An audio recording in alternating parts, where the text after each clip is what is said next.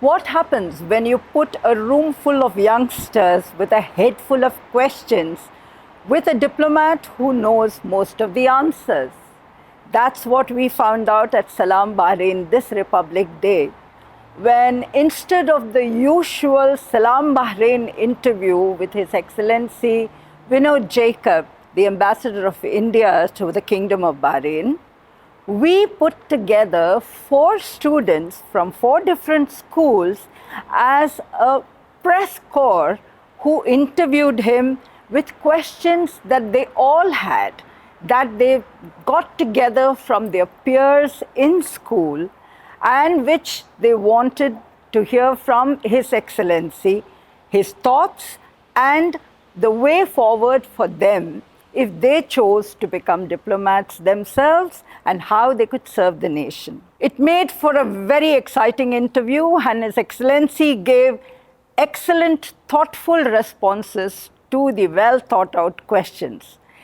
It was a lovely Republic Day interview, and we are sure you'll enjoy reading it in our magazine as well as listening to it on our Facebook and Instagram channels and on YouTube as well.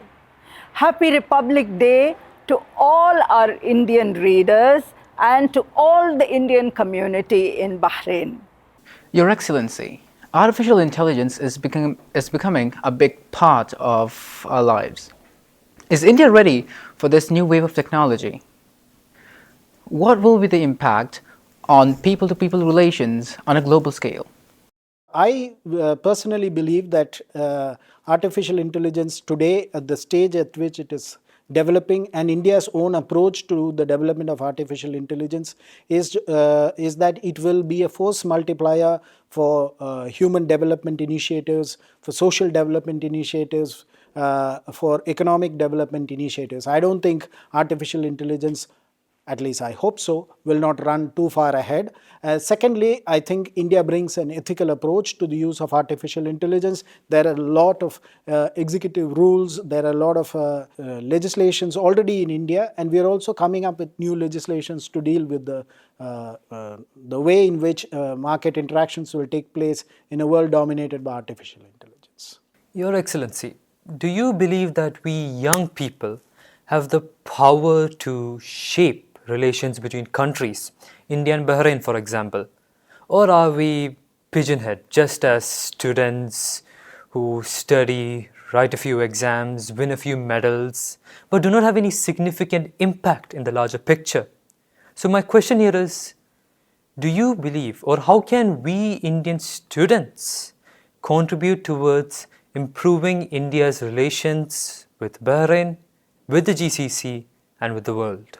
Thank you for your question. I think that's a very useful question and dovetails entirely into the work, part of the work that the embassy is doing. You must be aware that ever since I took charge here, I have been actively engaging with schools. We started off with Indian schools and now even Bahraini schools. We are engaging with them under what is called the Visit Embassy program, where groups of 15 to 20 students from each school, from grade 9 to 12, visit the embassy, have interactions with my colleagues who are dealing with various responsibilities in the embassy. They learn about the consular work, they learn about the outreach activities, and in the end of their 2.5 hours stay, they spend around 45 minutes with me talking about international relations, India-Bahrain bilateral relations. This is a way in which the Indian Embassy is directly engaging the students in the Kingdom of Bahrain. And we have had, I think, 17 iterations, 17 such visits till now. They have been very fruitful. So this, I would say, is a direct way in which we are engaging the students. The students have an important role. Apart from this, students have participated in the Bharat Ko Janiye quiz. Students have actively participated in various other initiatives of the Embassy of India. Students contribute to the future of the relationship. The whole idea behind the Visit Embassy program is to prepare the ground for this, for India-Bahrain relations to go to the next level in the coming decades or so, because school students today are going to lead the India-Bahrain relationship 15-20 years down the line. And I hope that such an approach will be very useful to be applied in other countries and other continents as well. Thank you. In today's rapidly changing global economy, fostering a spirit of creativity, problem solving, and entrepreneurial thinking are essential for us young people. How can educational institutions in Bahrain and India collaborate to equip students with these essential skills for a paradigm shift from job-ready youth to job providers? In my view, these qualities have to be provided by the schools themselves. It has to be provided by the environment in the schools, in the various interactions that they have amongst the between the teachers and the students, and also through engagement between students and students from one school with students of another school, engagement with the industry bodies, etc.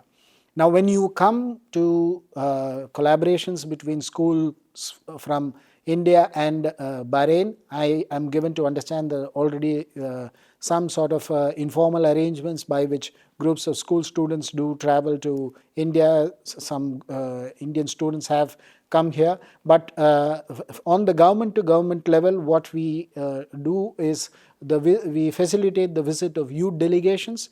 This is done by the Ministry of Youth Affairs in the Government of India. It's a very old program which has been going on for many decades. We have arranged such programs for Bahraini school students, Bahraini youth as well. We are open to newer methods of engagement through virtual interactions.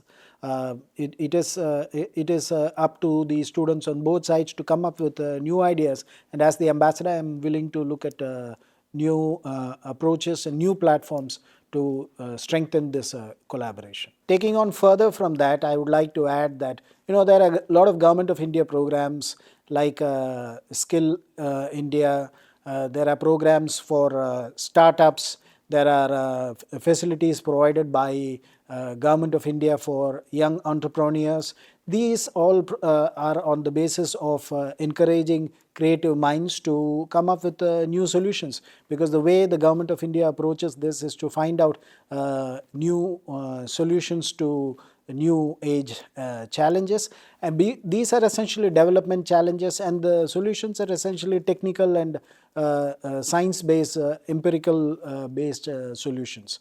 The Government of India is always ready to share these with the Government of Bahrain. That is what we can do on the government to government level, and I am open to collaboration with the Ministry of Youth of the Government of Bahrain and any other member of Team Bahrain to take this relationship forward. As a UPSC aspirant myself, it was quite fascinating to know that you stood 5th in the All India Civil Services examination. Who inspired you to take up this journey, and what were the challenges that you faced throughout? At the outset, let me wish you all the very best for your attempts at the UPSC. I can tell you, it's a wonderful career, join the government service. You're talking about a time which is long past.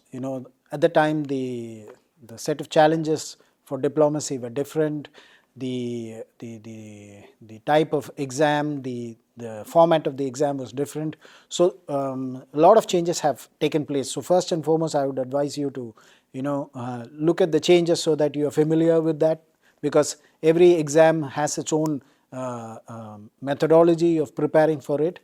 A process or an incident which encouraged me to make the choice, that was the Kargil War. If you remember, and in fact this year we are celebrating the 25th anniversary of the victory of India in the Kargil War, which took place in 1999, when suddenly cross-border incursions took place, undermining, threatening Indian national security. The Indian Army fought back under very difficult circumstances, and the Indian diplomacy also played a very important role in supporting the Indian Army succeed in this endeavor and ensured that the Indian national security was protected. So I was in college at the time preparing for the UPSC, and that's what sort of clinched my decision to go into the foreign service. And my choice of subjects also were similar to that, international relations and international law. But at the end of the day, I think most important is aptitude. You have to go and you have to do your studies, higher studies, based on your aptitude. Your Excellency, what motivates you to learn new languages? We believe that you are fluent in Mandarin. Has it been advantageous to you? In the era of Google Translate and many other AI apps, do you think it's still important to learn languages? Thank you. I'm working in a very traditional profession, which is diplomacy, but it's taking on new contemporary features. Language, however, is one which bridges both the traditional as well as the contemporary. The Mandarin language that I studied is very similar to the language that I've been used to, which is Tamil.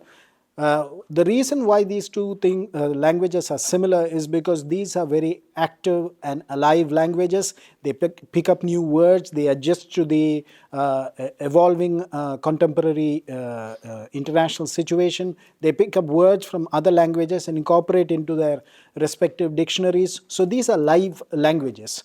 Live languages, the advantage of live languages is that they are constantly updating themselves. They are more relevant to day-to-day usage, and I do not think at the current stage at which we are, these AI tools or apps will sort of be able to replace these languages. It will help us to enable us to speak these languages and communicate more effectively. Let me give you an example. Chinese, for instance, has multiple tones. Vietnamese has many more tones than Chinese. So you may be able to create an app which helps you learn these different tones, but it will not be able to make you feel like a Chinese or make you feel like a Vietnamese for you to have that heart-to-heart conversations. I think at the current stage of development of these apps, the current stage of development of these language age, you're just doing a mechanical translation. Maybe in the decades to come, this may take on a different form, and then we may not need, but the jury is out on that. Your Excellency, what are the possibilities, or how can we Indian students gain access to certain internships or mentorship programs related to diplomacy or international relations in Bahrain? Thank you for that question. Yes, we have a program for internships, but it is not a very active engagement that we think will yield results. The more active engagement is what we have seen in the case of Visit Embassy program, because school students are able to come in real life experience, have conversations with my colleagues, go around the embassy to understand what the type of work that is happening in the Indian embassy. So I think the Visit Embassy program more or less takes care of these requirements. Mentorship is something that I am definitely open to. We can work out the way in which a mentorship program can be arranged, and if there is interest from amongst the Indian students, Bahraini students, I am willing to look at it. As a civil officer, how do you say we build diversity and inclusivity in public service? And so what is your approach to this? And also, do you think our generation is in a better place to understand the importance of these essential qualities?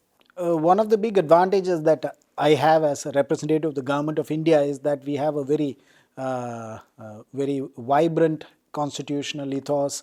We have a very vibrant constitution. The constitutional provisions which deal with employment opportunities in the Government of India provide for these diversity and inclusivity initiatives that are there. This has been there since the adoption of the constitution in 1950s, and it has grown from strength to strength. There are also many pronouncements of the Supreme Court of India, High Courts of India for improving this system, and we are constantly fine-tuning it to make sure that every able and capable member of the Indian society is able to contribute to public service to the extent that he or she wants. Your Excellency, being a successful diplomat, what, in your opinion, is the most important? Economic diplomacy, cultural diplomacy, or helping the community? And why?